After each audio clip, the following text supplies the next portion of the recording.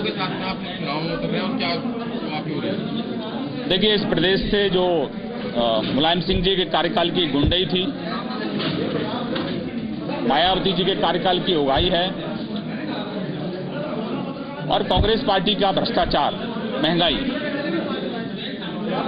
Bharatiya Janata party का मानना है कि बहुजन समाज पार्टी, समाजवादी पार्टी और कांग्रेस पार्टी, ये तीनों दल एक हैं। ये तीनों दल अलग अलग नहीं हैं। जब जब चुनाव आता है, प्रदेश की जनता को गुमराह करने के लिए ये तीनों दल अलग अलग चुनाव लड़ते हैं। लेकिन जब भारतीय जनता पार्टी महंगाई पर कांग्रेस को घेरती है संसद में, तब ये दोनों पॉलिटिकल पार्टियां, मायावती जी और मुलायम सिंह जी, उस कांग्रेस को ऑक्सीजन देने का काम करते हैं। भ्रष्टाचार पर जब पीएसी की रिपोर्ट आई,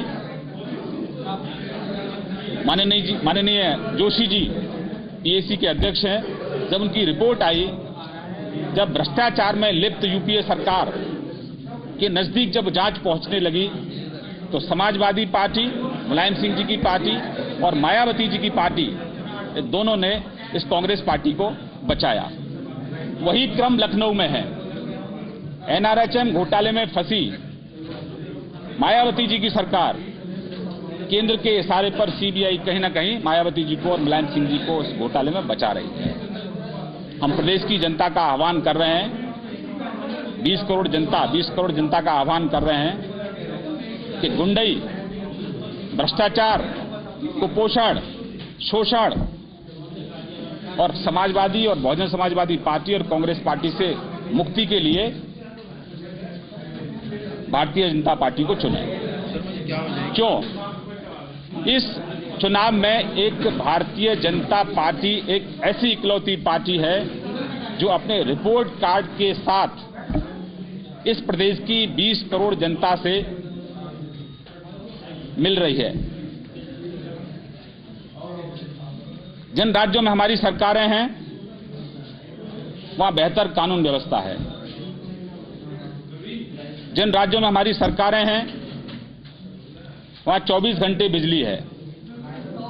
जिन राज्यों में हमारी सरकारें हैं, वहां गरीब आदमी को सस्ते दाम पर गेहूं और चावल मिल रहा है। जिन राज्यों में हमारी सरकारें हैं, वहां अनेक ऐसी योजना हैं जिनसे उन प्रदेशों की जनता को, गरीब आदमी को, किसान को लाभ मिल रहा है। अटल जी की सरकार थी। अटल जी की सरकार में हमने क्रांतिकारी काम किए। संचार के क्षेत्र में हम लोग क्रांति लाए। पूरे देश भर में हमने सड़कों का जाल बिछाया। लेकिन इसी कांग्रेस पार्टी ने उस संचार के क्षेत्र में 1,76,000 करोड़ का घोटाला किया। और ये घोटाला समाजवादी पार्टी और बहुजन समाजवादी पार्टी से मिलकर किया। हमने पूरे देश भर में सड़कों का जाल बिछाया। आज सरकारी आंकड़े कहते हैं कि एनडीए के टाइम पर 18 किलोमीटर, 19 किलोमीटर पर डे के हिसाब से सड़कें बनती थी, लेकिन आज 2 किलोमीटर के पर डे के हिसाब से सड़कें बनती हैं। आज सरकारी जो संस्थाएं हैं, कहीं ना कहीं भाजपा शासित राज्यों को नंबर 1 और नंबर 2 दे रही है। हम पूछना चाहते हैं कि 7 साल सत्ता में रहने के बावजूद भी आज रूलिंग पार्टी के जनरल सेक्रेटरी अपनी उपलब्धियों पर क्यों नहीं बात कर रहे हैं? आज भी 7 साल के बाद वो अपोजिशन को गाली दे रहे हैं। ये उनका फ्रस्ट्रेशन है और उसी फ्रस्ट्रेशन पर कहीं ना कहीं उनको लग रहा है कि कांग्रेस पार्टी का उत्तर प्रदेश से सुपड़ा साफ हो गया है। इसीलिए उनके कहने पर उनके केंद्रीय मंत्री संवैधानिक संस्थाओं को अपमानित कर रहे हैं। और इस दुर्भाग्य इस देश का है कि इस देश का कानून मंत्री बार बार कानून का उल्लंघन कर रहा है।